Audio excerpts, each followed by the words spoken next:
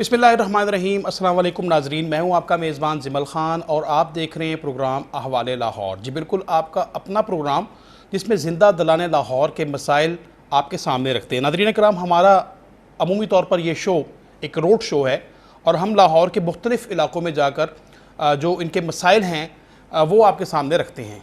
साथ साथ इनके जो मसाइल हैं उसके ऊपर गुफ्तगू करते हैं और अरबाब इख्तियार से पूछते हैं कि इन मसाइल का हल क्या है। लेकिन आज का हमारा जो प्रोग्राम है वो इंटायरली एक डिफरेंट प्रोग्राम है। एक शख्सियत से मैं आपको मिलवाऊँगा, नौजवान शख्सियत है, सियासत से भी इनका ताल्लुक़ है, IT से भी ताल्लुक़ है और बड़ी दिलचस्प इनकी शख्सियत है। तो इनसे गुफ्तगू करेंगे कि इनकी जो लाइफ है वो कैसी गुज़र रही है, सियासत में इनका आने का कैसा जो है वो चांस रहा है, कैसे ओवरऑल मामलात देखते हैं, मुल्की सियासत को किस नज़र से देखते हैं, मुआशियात के हवाले से क्या कहना चाहते हैं। जी बिल्कुल, किसी तारुफ़ के मोहताज नहीं है, IT से इनका ताल्लुक़ है बेसिकली। फैसल रशीद साहब मेरे साथ मौजूद हैं। बहुत बहुत शुक्रिया आपका फैसल भाई, क्या खैरियत। फैसल भाई, सबसे पहले तो हमारे नाजरीन को अपनी लाइफ के बारे में आगाह कीजिएगा। बेसिकली आप कहाँ से आप बिलोंग करते हैं, लाहौर में आपको कितना अरसा हो गया है और किस फील्ड से आपका ताल्लुक़ है, ज़रा हमारे नाजरीन को आगाह कीजिएगा। बेसिकली तो जी मैं ननकाना साहब से हूँ। ठीक हो गया। तालीम मेरी एचिसन को कॉलेज से और 1980 से ही लाहौर हम लोग आ गए थे। अच्छा, ठीक हो गया। वालिद का ताल्लुक़ सियासत से था। 3 दफ़ा MNA रहे वो, 2 दफ़ा MNA और 1 दफ़ा MPA रहे वो। उसके बाद बड़ा टफ़ टाइम हमने देखा 80s का, बिकॉज़ उनकी जो स्ट्रगल थी वो पीपल्स पार्टी के साथ थी। भुट्टो साहब का वो डाउनफॉल था और ज़िया साहब पीक पे थे, तो जेल भी जाया करते थे वालिद। बड़े मुश्किल हालात में हमने स्कूल का टाइम देखा। हालांकि हमारा एक बैकग्राउंड एक सियासी भी है, ज़मींदारा भी हमारा है, लेकिन जब वालिद जब घर पे नहीं आ सकते, उनके ऊपर रेड हो रही है, कारोबार, तो फिर बहुत इफेक्ट होता है। तो बड़े टफ बच्चों पर भी असरात होते हैं। बल्कि स्कूल के अंदर मुझे याद है कि लोग कहा करते थे इसके वालिद जेल में हैं, तो बच्चों को लगता था शायद वालिद चोर या डाकू है, जैसे चोर है। लेकिन वो उनको क्या पता था कि ये सियासतदान उस वक्त बेचारे सियासी तौर पे इनको जेल कर दिया जाता है, मुश्किलात से। उसके बाद फिर मैं अमेरिका गया, कंप्यूटर साइंस की एजुकेशन ली, 2003 में आए और उसके बाद 2003 से अब तक पाकिस्तान की जो टॉप की IT की कंपनीज हैं उनके साथ काम कर रहे हैं। 2005 में वालिद साहब जब फौत हुए तो मैंने फिर उसके बाद मुस्लिम लीग नून को ज्वाइन किया मैंने। ठीक हो गया। और 2007 में मुझे उन्होंने MNA का भी दिया, टिकट दिया। बीबी जब फौत हो गई, बीबी शहीद होने के नेक्स्ट दिन हमारे ही हल्के से काफ लीग के जो थे कैंडिडेट, वो हार रहे थे, पूरे तरीके से हार रहे थे, लेकिन एक सियासी कद काट था उनका और मेरी एज बड़ी कम थी, तो उन्होंने जाके एयरपोर्ट पे ही, जब मियाँ साहब लाड़काना जा रहे थे, तो उसी एयरपोर्ट पे जाके माफ़ी मांगी कि मैं आपको छोड़ गया था, आना चाहता हूँ। मियाँ साहब मुझे उस वक्त नहीं जानते थे। देखिए, मेरी लाइफ के 2 हिस्से हैं। एक हिस्सा है वालिद की इंतकाल से पहले और एक उनके बाद। उनसे जो पहले वाली लाइफ थी वो नौजवानों वाली लाइफ थी, एचिसन कॉलेज, दोस्त, घूमना फिरना। उनके जाने के बाद फिर ज़िंदगी ने चेंज किया अपना रास्ता, और मैं ऐसे फील करता हूँ कि ये शायद मैंने भी चूज़ की लाइफ और इस लाइफ ने भी मुझे चूज़ किया। वो इसलिए कि एक ज़िम्मेदारी का एहसास होता है। जब आप चीज़ें देखते हैं किसी चीज़ को होते हुए, कोई चीज़ आप पैर फेंक देते हैं कोई चीज़ और आप उस शॉपर को उठा लेते हैं, तो ज़िम्मेदारी से ही उठाते हैं ना, एक ज़िम्मेदारी शहरी होते हैं। तो मैं अपने ख़ानदान या अपनी फैमिली या अपने लाइक माइंडेड लोगों की वो ज़िम्मेदारी है कि जब कोई चीज़ होने वाली है और कोई नहीं कर रहा और सारे ही एक गलत तरफ जा रहे हैं मेरे ख्याल से, तो एटलीस्ट आपका फ़र्ज़ बनता है, ज़िम्मेदार शहरी या ज़िम्मेदार पाकिस्तानी या ज़िम्मेदार अपनी कौम के जिस कास्ट से भी आप हैं, टू एक्चुअली आप उसका कुछ काम करें उसके लिए। और वो काम इसीलिए है कि आप अपनी कंफर्ट जोन से बाहर आएँ। ये कहना कि कोई कर लेगा, जिस तरह आपकी माशाल्लाह सोच है कि यहीं से, इस मुल्क से मैं पढ़ा हूँ, इस मुल्क में मैं बड़ा हूँ, इस मुल्क ने मुझे बहुत कुछ दिया और अब मेरा वक्त आ गया कि मैं इस मुल्क को वापस लौटाऊँ। लेकिन अमूमी तौर पर देखा गया है कि जब लोग किसी फील्ड में नाम बना लेते हैं, शोहरत बना लेते हैं, पैसा बना लेते हैं, तो फिर वो बाहर की तरफ मूव करते हैं बजाय अपने मुल्क को सर्व करने का। तो कैसा एक्सपीरियंस रहा और कैसा ये जहन आपका? आप लोग मेरी बात मानते नहीं हैं, लेकिन आई थिंक टाइम के साथ, वक्त के साथ करेंगे वो।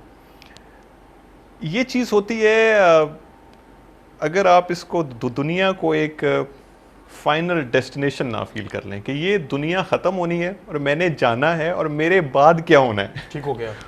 ये बड़ी गहरी बात है। अगर आप इसको समझने की कोशिश करें कि आपकी ज़िंदगी कोई आपको इख्तियार मिलता है ना किसी भी किस्म का, वो आपको 25 से 30 साल के लिए मिलता है।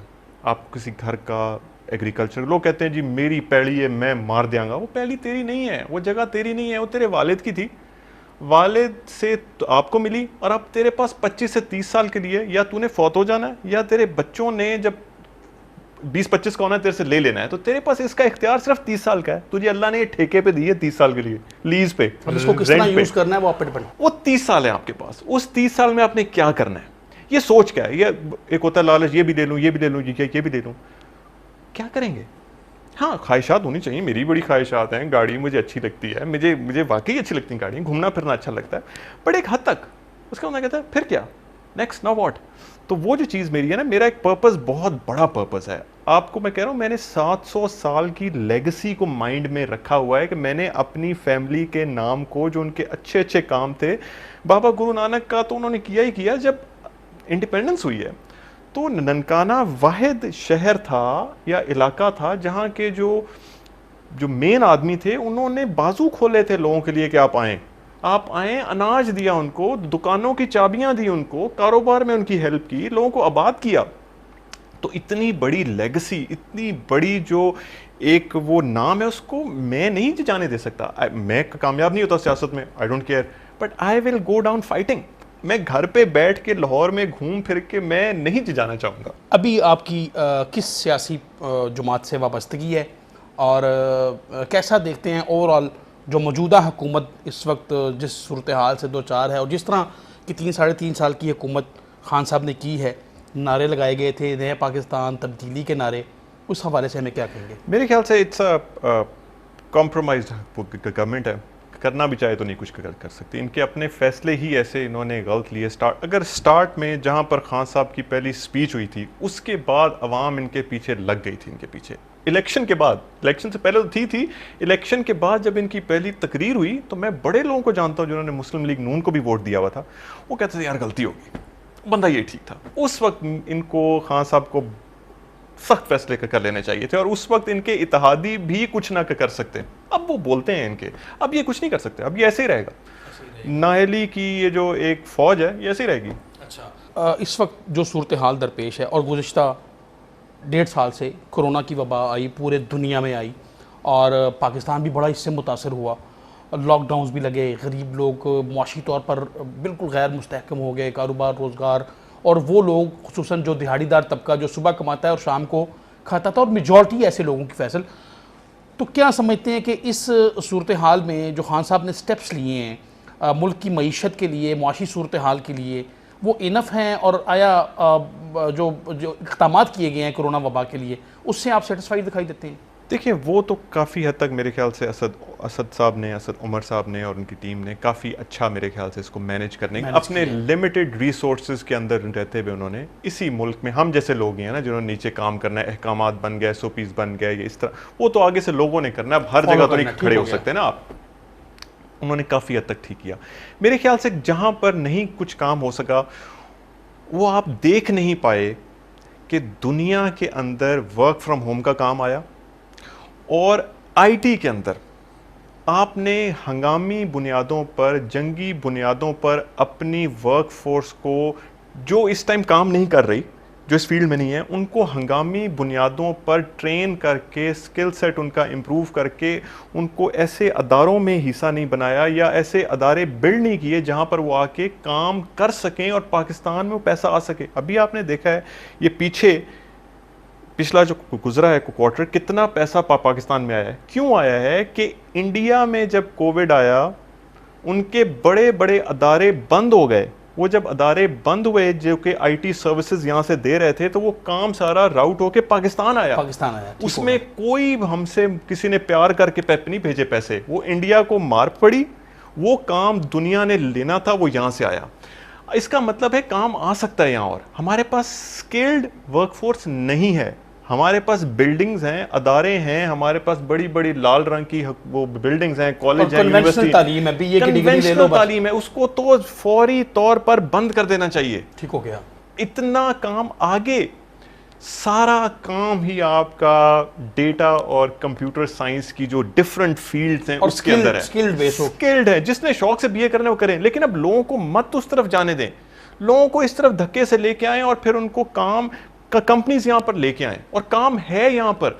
हमें तो लोग नहीं मिलते जिनको काम आता है। सो आई थिंक ये एक ऐसी चीज है जिसके ऊपर के गवर्नमेंट को वाकई ही फोकस करना चाहिए। ये एक्सपोर्ट्स हैं यार, ये आपको हैरानगी होगी, जिस कंपनी में मैं हूं वो कंपनी वाहिद कंपनी में से है पाकिस्तान की जो चाइना को चीज देती है। जब हम लाहौर चैम्बर ऑफ कॉमर्स और गवर्नमेंट के जो हैं महकमे उनके पास जाते हैं, चाइना में जब उनकी एम्बेसी में जाके लेने की कोशिश करते हैं वीजा, वो पूछते हैं आप क्या करते हैं, तो हम कहते हैं ना हम चाइना को चीज देखते हैं, तो वो परेशान हो जाते हैं कि आप क्या चाइना को देखते हैं, मतलब चाइना से तो हर चीज आती है, तो आप क्या चाइना को दे रहे हैं। तो वो हमें बड़ा जानते हैं हमारे एम्बेसी के अंदर, इसीलिए इसी बात ये वो कंपनी है जो चाइना को देती है चीज। ठीक हो गया। तो इसकी तो इतना काम होने वाला। तो समझते हैं कि अभी जो मौजूदा बजट में 2653 अरब रुपए का बजट पंजाब का, और उसमें 420 या 421 अरब डॉलर 421 अरब जो रुपए हैं वो तालीम के लिए मुख्तस किए हैं। पॉसिबिलिटी है कि इससे हमारी जो जो जो बातें आप कर रहे हैं, जो आईटी की फील्ड है, जो स्किल्ड की फील्ड है, और जो जदीद तालीम की फील्ड है, उसमें हमारे नौजवान आगे बढ़ सकेंगे? तो मेरे दिल के पास एक चीज़ है, वो ये है कि हमें बैठ के, हुकूमत को ख़ास तौर पे बैठ के, डेवलपमेंट के जो फंड है ना उनको देखना चाहिए ये जाते कहाँ हैं। ठीक हो गया। मैं जानता हूँ कि अगर मैंने घर का कमरा तैयार करना है वो 2 लाख में हो जाता है, लाख से 2 में, 2.5 में हो जाता होगा, 3 में हो जाता होगा। गवर्नमेंट में वो बिल्डिंग बनती है 10 लाख रुपए में, 12 लाख रुपए में, और फिर 12 लाख लगता भी नहीं है। वो पैसा किसी ने बैठ के वो वापस कैलकुलेशन करनी है कि ये जो ठेकेदार माफिया है, और फिर जब बिल पास होते हैं उस पर 1% फलां अफसर को मिल रहा है, सियासतदान को 10% मिल रहे हैं, आप उसी पैसे से 4 चीजें और कर सकते हैं। जो कि अभी आपने एक फैक्ट्री खोली हुई है, एक आपने जरिए माश कुछ ठेकेदार माफिया के लिए आपने खोला हुआ है, और वो पैसा टैक्स पेयर्स का है, आपका मेरा पैसा है जो कि ठेकेदार माफिया के घर में जाता है। जब एक बनता है ना रोड, मुझे लोग पूछ रहे थे जी ननकाना में बड़े रोड बनने लगा फलां, मैंने कहा क्या रोड बनना है, तो 10% एक तरफ गया, उसके बाद जो ठेकेदार है उसका DHA का घर बन जाएगा, फलां का उधर बन जाएगा, किसी का पैरागॉन में बन जाएगा, रोड बन जाएगा, ठीक है, पर वो और कुछ अर्से बाद वो फिर टूट जाएगा। अब वो जो घर बनेंगे, वो जो 10% साइड पे होने हैं, या जो अफसरान ने साइन करते वक्त पैसे लेने 1% वो मेरे और आपके हैं यार, उसको हम इकट्ठा करें, कितना साफ पानी के बन सकते हैं प्रोजेक्ट, कितने हम स्किल्स के लिए छोटे छोटे कॉलेजेस बना सकते हैं। हमें बड़ी बड़ी बिल्डिंग्स नहीं चाहिए हमें जी 4 एकड़ दे दें जी ननकाना में ट्रॉमा सेंटर बनना है। भाई ट्रॉमा सेंटर 4 एकड़ में क्या बनना है, आप एक बिल्डिंग ले, उसको वर्टिकली अपले ले जाएं, तो दुनिया में हॉस्पिटल ऐसे नहीं बनते, 10 मरले पे भी बना सकते हैं आप। नियत हो, बस जगह होगी, वो जितनी जगह होगी उसको कवर करने के लिए उतनी बड़ी बाउंड्री वॉल बनेगी, उसमें से उतना किक बैक्स आएंगे। ये एक कैंसर है, ये कैंसर है जो बनता है ना। कि मैं तो इस टॉपिक पे अल्लाह ने कभी मौका दिया, असेंबली में बात ही इस पे करनी है कि भाई ये जो आप 10 लाख रुपए 12 लाख की चीज ठेकेदारी सिस्टम, ये 12 लाख की चीज नहीं है, ये 3 लाख की है। अगर ठेकेदार नहीं काम करते, नहीं इंजेक्ट करें बीच में, उनको ट्रेन करें, पॉपुलेशन यूथ आपके पास है, उनको कहें जी अपनी भी छोटी छोटी तैयार करें कंस्ट्रक्शन कंपनीज, हम आपको इस रेट पे ठेका देंगे कि करें काम, लोग भी करेंगे। ये माफिया बनाए होंगे जी, 4 बड़ी कंपनीज हैं, ये हैं वो हैं। हाँ, कंट्रोल्स लाएं उन पे, कंट्रोल्स लाएं उन पे कि वो ऑडिट हो, कि वो भी ना चोरी कर सकें, उनकी सही क्वालिटी का उसमें वो चीज इस्तेमाल करें। तो नीयत पे है ना जी, और जिसको इस चीज का शऊर हो। अब एक आम आदमी जिसको इस चीज की एंड टू एंड चीज का ही नहीं पता, वो क्या इस पे करेगा। बहुत बहुत शुक्रिया फैसल आपका। नाज़रीन कराम, बड़ी सिर हासिल गुफ्तगू, और नौजवान हैं इसलिए जज्बाती गुफ्तगू करते हैं और बड़ा अच्छा इजहार भी कर रहे हैं मुल्क की मईशत के हवाले से, सियासत के हवाले से, तालीम के हवाले से, और ननकाना साहब जो इनका आबाई इलाका है उस हवाले से। तो दिल रखने वाला ही जज्बात का इजहार कर पाता है, और यही जज्बात का इजहार जो है फैसल रशीद हमारे साथ कर रहे थे। लेकिन वक्त हुआ चाहता है एक छोटे से वक्फे का। वक्फे के बाद फिर इनसे मुल्की सियासत, मुल्की मुआशी सूरत हाल, खान साहब की हुकूमत किस डगर पर जा रही है, मुस्तकबिल का लाएअमल इनका और मुल्क का क्या होना चाहिए, इस हवाले से भी गुफ्तगू करेंगे, लेकिन एक छोटे से वक्फे के बाद।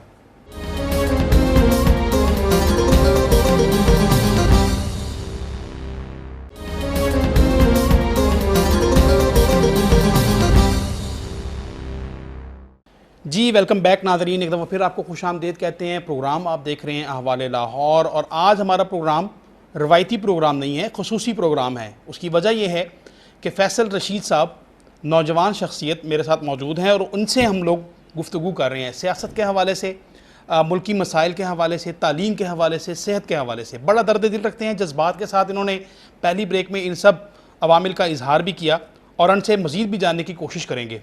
अच्छा फैसल भाई, ब्रेक से पहले जिस तरह हम बात कर रहे थे कि तालीम के हवाले से, जिस तरह आपने कहा कि आईटी की फील्ड में कन्वेंशनल तालीम की तो ज़रूरत नहीं है।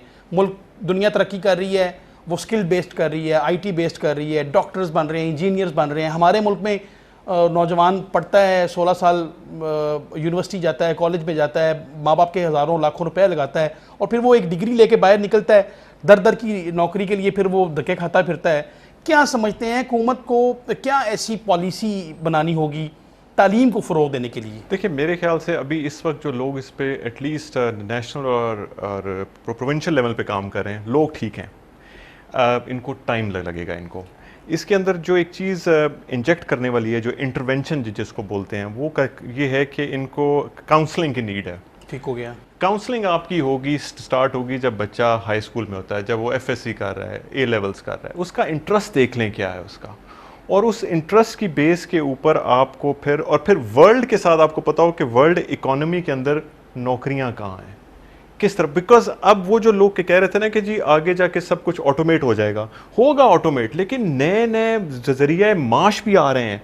उनका हमारे जो अदारे हैं या एजुकेशन महकमा, उसको आइडिया होना चाहिए कि क्योंकि अब तो आपने देखा ये जो वायरस आया, इसकी वजह से बहुत सारी चीज़ें एक्सपोज हो गई हैं, और जो लोगों के दिल में तासुरात थे, खदशात थे कि पता नहीं कैसे काम होगा, वो हो रहा है ना कि यहाँ से बैठ के, लाहौर से बैठ के मैंने पूरे वर्ल्ड के अंदर मैंने काम किया इस दफ़ा। तो अब अगर मुझे अमेरिका नहीं जाना, मुझे ऑस्ट्रेलिया नहीं जाना, मुझे यहाँ बैठ के काम हो सकता है, पर मुझे पता होना चाहिए कि उस इकोनॉमी के अंदर किस किस्म की स्किल सेट की नीड है, और उसके ऊपर हमारे जो हुकूमती ओहदेदारान हैं उनको अपनी सोच ऊपर करनी पड़ेगी। मेरा तो ख्याल ये है कि जो पॉलिसी मेकर्स हैं वो अपनी ट्रांसफ़र, अपने दोस्तों की भर्तियां और इस किस्म की सोच से जब तक बाहर नहीं आएंगे, नेशनल लेवल पे कोई बात नहीं करेगा। टास्क फोर्स बननी चाहिए, और मेरे ख्याल से नेशनल और प्रोविंशियल लेवल पे लोग मौजूद हैं। ये वाहिद महकमा है इस पीटीआई का जहां पर आपको कोई माकूल लोग दिखाई देते हैं। कमिंग टूवर्ड्स मुल्की सियासत, हुकूमत को 3-3.5 साल होने को आ रहे हैं, और 1 साल का उसके बाद आपको पता है चौथा साल, 5वां साल तो वैसे ही इलेक्शन कैंपेन होता है।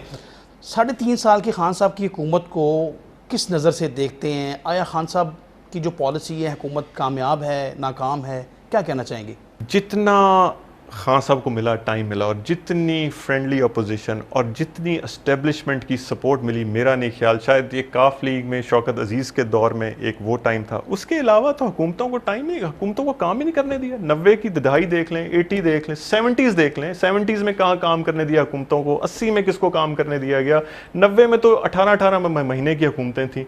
2002 से 2008 का एक टाइम था, और एक ये हुकूमत है जिसके के ऊपर सब कुछ, सब चीज़ें साथ हैं। हर बंदे को पता है कि ये हुकूमत कहीं नहीं जाने वाली, इसको कोई हटाएगा नहीं, उसके बावजूद आप काम नहीं कर पा रहे। तो आपको सोचना चाहिए, अपने इर्द गिर्द लोग देखने चाहिए।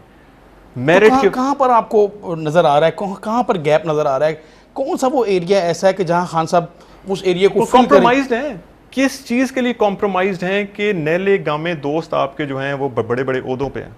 आपने अभी पार्लियामेंट में जो इन्होंने हंगामे किए हैं, आपने देखा कि इतने बड़े ओहदे, जिनके पास ओहदे हैं, वो सीटों पे खड़े होकर एक दूसरे को मार रहे थे। मुझे एक बात बताएं, हमारे जैसा वो अदारे हैं जिसमें 2000 लोग काम करते हैं, कोई कानून है, कोई SOPs हैं, कोई वैल्यूज हैं। हम कोई बदतमीजी करता है, हम उससे पूछते हैं भाई आपने क्यों बदतमीजी की। इन्होंने कानून साजी करके हमें कानून देने हैं, वो ये कर रहे हैं, और इनसे पूछने वाला भी नहीं है कोई भी। अब हम किससे पूछें कि आपने क्यों किसी से बदतमीजी? कहेंगे जिन्होंने कानून साजी करके कानून दिए वो ये कर रहे हैं, तो अब हमसे क्या पूछ रहे हैं? हाँ साहब, ये फैसल भाई, ये तो हुकूमत के हवाले से थी। आपका अपना मुस्तकबिल का लाए अमल क्या है? सियासत में ही रहेंगे, IT से रहेंगे? वो भी हमारे नाज़रीन को ज़रा आगाह कीजिएगा। देखिए जी, मैंने कहा कि सियासत में कारोबार के लिए नहीं कर रहा। मैं आपको कह रहा हूँ कि मेरी एक मजबूरी है, मेरी एक हिस्ट्री है, मेरी एक लेगेसी है, उसके लिए मुझे इस चीज़ में करना है। मैं कामयाबी को माइंड में रख के आगे आया हूँ। इंशाल्लाह हार जीत देखें, कामयाबी का हर एक का पैमाना अपना होता है। आप जीत के भी हार सकते हैं और हार के भी जीत सकते हैं। मेन चीज़ है कि आप पाकिस्तान के लेवल पे क्या कंट्रीब्यूट कर सकते हैं। और मुझे ये लगता है कि 20-22 साल इस इंडस्ट्री को देने के बाद मेरे जैसा आईटी को पाकिस्तान में अंडरस्टैंड करने वाला, जो सियासत से में भी हो, और तो बहुत लोग हैं मेरे से बहुत काबिल हैं, लेकिन जिनके पास ये एडवांटेज है कि वो अपने जोरे बाजू पे किसी के बगैर सीट भी जीत सकते हैं, ठीक हो गया, और जीत के आते हैं किसी पार्टी के साथ, वो बहुत कंट्रीब्यूट कर सकते हैं। जज्बा है, हमें पता है कि दुनिया में क्या काम हो रहा है। मुझे बड़ी हैरत होती है जब मैं डीडीसीज़ के ऑफिस जब उनके घरों में जाता हूँ या डीपीओज़ के उनके घरों में जाता हूँ, ऐसे शानदार घर होते हैं। जैसे आप बाहर निकलें, शहरों का हाल देखें, गंदगी ही गंदगी। क्या वो जो एक डिस्ट्रिक्ट का मालिक है, डीडीसी हो, अगर उसको पता है कि मैंने अपने घर को साफ रखना है, अगर आप देख रहे हैं मेरा घर साफ है, तो जो इलाका मेरे पास है वहाँ गंदगी हो, ये कैसे हो सकता है? कैसे हो सकता है? ये मुझे दो पाकिस्तान या 3 या 4 पाकिस्तान की नहीं आती समझ, कि आपके पास अकल भी हो, पता भी हो कैसे करना है, और इख्तियार भी हो, और फिर आप ना करें। बहुत बहुत शुक्रिया आपका। फैसल रशीद साहब हमारे साथ मौजूद थे, नौजवान आईटी एक्सपर्ट, सियासत से भी इनकी गहरी वाबस्तगी, आपने इनके ख्यालात सुने, एक दर्द दिल रखते हैं, खुसूसन अपने आबाई इलाका ननकाना साहब के हवाले से, तालीम के हवाले से इनका विज़न जो है वो बहुत क्लियर है, सेहत के हवाले से, मुल्की सियासत के हवाले से सेर हासिल गुफ्तगू उन्होंने हमें की। लबाब ये है कि अगर इस तरह के नौजवान मुल्की सियासत में आएंगे तो मैं अपने मुल्क की जो तरक्की है उसको देख रहा हूँ, अपने मुल्क के मुस्तकबिल से मैं जो है वो इसको नज़रअंदाज नहीं कर सकता, और मेरे मुल्क का जो मुस्तकबिल है वो इंतहाई रोशन दिखाई देता है। नाज़रीन कराम, फैसल रशीद के साथ हमारा खुसूसी प्रोग्राम आपने देखा। उम्मीद है आपने प्रोग्राम को एंजॉय किया होगा। आपकी फ़ीडबैक और आरा के मुंतज़िर रहेंगे हम। अनटिल नेक्स्ट, अपने मेज़बान ज़िमल ख़ान को दीजिए इजाज़त। अल्लाह हाफ़िज़।